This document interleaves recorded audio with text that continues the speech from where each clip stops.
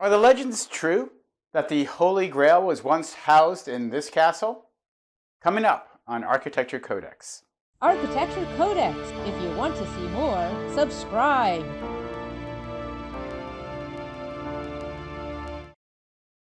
Towns always start small, either for an economic reason or a strategic one. Then, as the region develops, the town will grow. 1,000 years later, and you have the castle at Ponferrada, also known as the Castle of the Templars. It is likely there was a Roman encampment in the region of northern Spain known as El Bierzo in the province of Leon. While the Western Empire declined, it appears the Celts occupied the area. Then the Moors came. By the end of the first millennium, as Christianity was pushing the Muslim Empire back, Ponferrada became an even more important location. In 1082 AD, Bishop Osmundo commissioned a bridge across the River Sil that was reinforced with iron. Ponferrada means iron bridge. Aside from the military and commercial reasons for the bridge, it was also built to accommodate the pilgrims walking El Camino from Saint-Jean in France to Santiago de Compostela in western Spain. Along El Camino today, there are two important bridges in Ponferrada. The first crosses the river Bierzo and is a 16th century stone bridge named the Puente de Mascaron, and became exclusively a pedestrian bridge in 2005 when they built an automobile bridge adjacent. The next bridge along the Camino crosses the Sil as you leave town. It is an 18th century bridge called Puente de la Puebla that replaced the original iron reinforced bridge that gave the town its name. After the bridge began to bring more people into the region, it made sense to build a castle. The two rivers provide a lot of natural protection for the town. The ground is elevated, giving excellent view of the valley and the surrounding mountains. The deep river canyon of the Sil was a natural protection on one side, and the water supply from the Sil would make the citadel impenetrable during long sieges. By 1196, Alfonso VIII, part of the dynasty of kings reclaiming Spain for Christianity, gave it to the Knights Templar to reinforce its military prowess. The Templars built the castle on the ruins of what was probably a Celtic camp, dating back centuries earlier. The Knights Templar existed for nearly 200 years, quickly amassing power and wealth because they did the hard work of defending nobles, clerics, and the peasants from marauders, both within Europe and on its edges, most notably the foe being Muslim soldiers. They were warrior monks who took vows of poverty, chastity, and obedience, combining spiritual devotion and military regimen. Star Wars Jedi Knights were based on them. At their peak, there were some 20,000 Knights Templar, and they built hundreds of castles all along Asia Minor, Europe, and even into the British Isles. Along these routes, on horseback in Europe, the castles were 1 or 2 days' travel apart. In the Holy Land, 3 to 7 days apart. This was a medieval highway of sorts, with the Templars sponsored rest stops, allowing people, goods, gold, and holy relics to safely traverse long distances. During the Crusades, as Islam conquered more of the Holy Land, the Knights Templar and Hospitaller transported many relics from Asia Minor to Europe for their safekeeping in fortified churches. It was the housing of relics in churches in Europe that inspired pilgrimages within Europe and eventually the building of Gothic churches. The holy relics transported by these orders include fragments of the True Cross, some of which are housed at Santa Croce in Rome, relics from St. Euphemia from Constantinople, and the Crown of Thorns, currently residing at Notre Dame de Paris. There are legends that the Templars had found the Holy Grail, the chalice that Jesus used at the Last Supper, and that for a while it was housed within the castle of Ponferrada as it was being transported. These legends seem to have started after the Templars were disbanded, and there is no forensic evidence supporting this claim. Regardless, each summer Ponferrada celebrates the Templar Night Festival, with hundreds of people dressing up in medieval costumes, knights being ordained, and the Grail being presented to someone acting as the master of the order. There are artisans, food booths, performers, a banquet at the castle, and fireworks. In addition to protecting Christians, gold, and relics from enemies, the Knights Templar advanced Western civilization in other ways.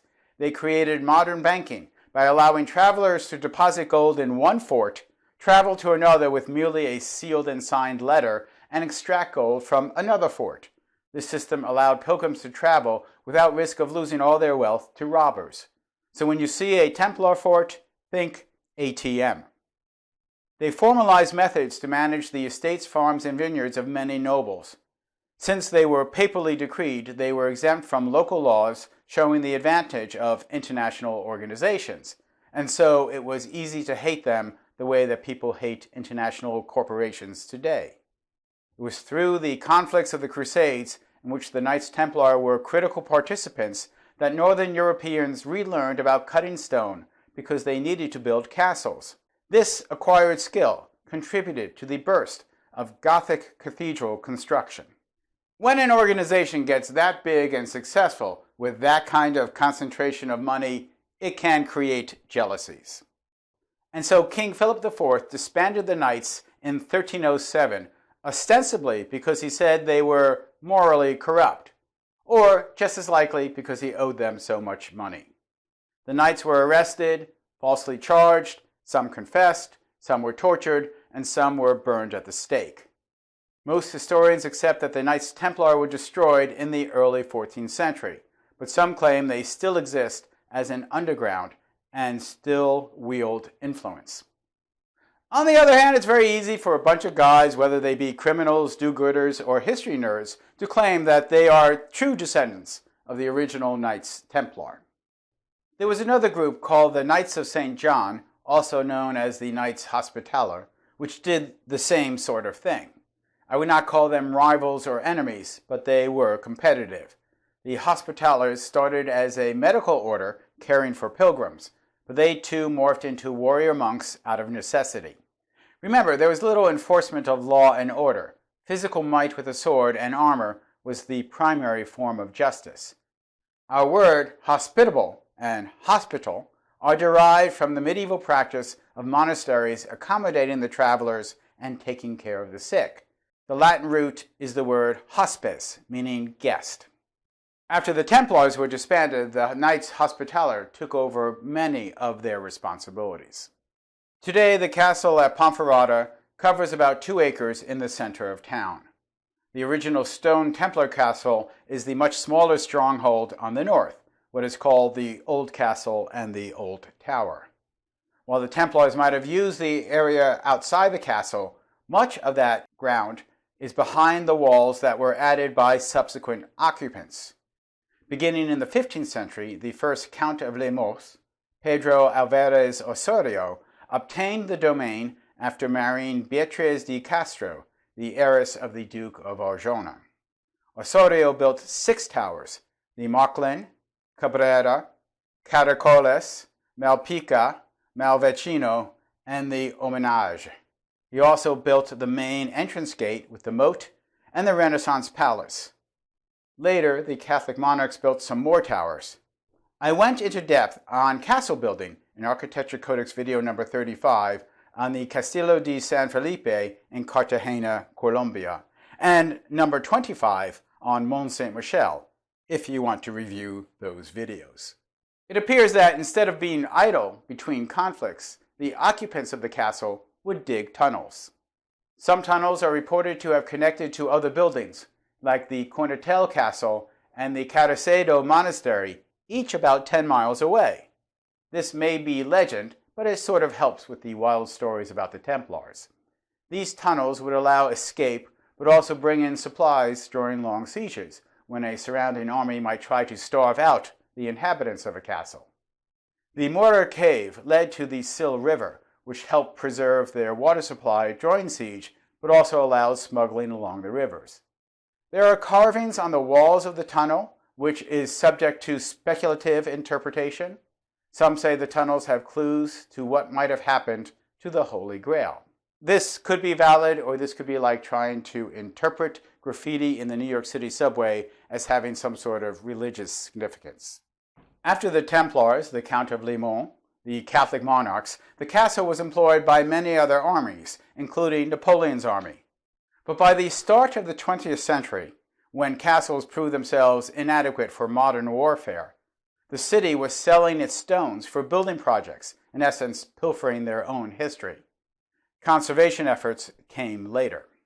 It is interesting that castles which were built for time of war had a harder time surviving in times of peace.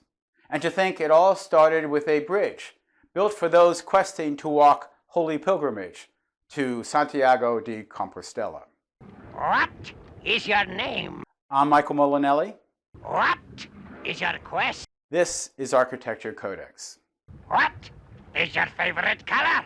Red. No, blue. Wait! Ah!